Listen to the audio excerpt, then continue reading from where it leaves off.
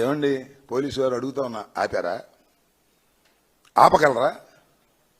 జగన్మోహన్ రెడ్డి గారు వస్తుంటే పిలవకపోయినా జనం వస్తారు, ఆయన కలుసుకుంటారు. మీరు ఆపలేరు అని ఇప్పటికైనా తెలుసుకున్నారా? తెలుసుకోగలరా అని నేను అడుగుతా ఉన్నా.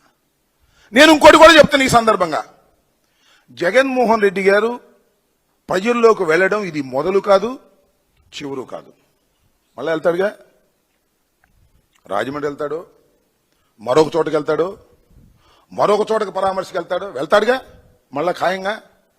నేను చెప్తున్నా డీజీపీ హరీష్ కుమార్ గుప్తా గారికి, నేను చెప్తున్నా ఐజీ సర్వశ్రేష్ఠ త్రిపాఠి గారికి, నేను చెప్తున్నా చంద్రబాబు నాయుడు గారికి, నేను చెప్తున్నా చిట్టినాయుడు లోకేష్కి, ఏమండి ఈసారి ఏదైనా ఊరు వెళ్ళినప్పుడు ఆ ఊరు చుట్టూరా కందకుందామండి,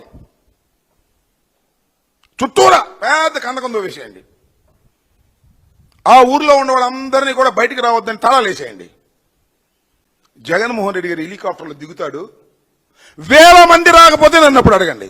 మీరు ఎన్ని చేసినా జగన్మోహన్ రెడ్డి గారు ఎక్కడికి వెళితే అక్కడికి తండోపతండాలుగా జనం వస్తారు.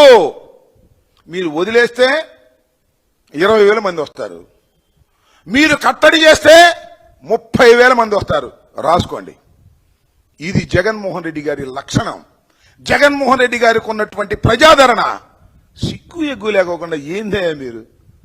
జగన్మోహన్ రెడ్డి గారికి జనం రాకోకుండా ఉండటం కోసం మీరు పడుతున్న పాటలు చూస్తుంటే నవ్వు వస్తుందయ్యా ప్రజాస్వామ్యంలో.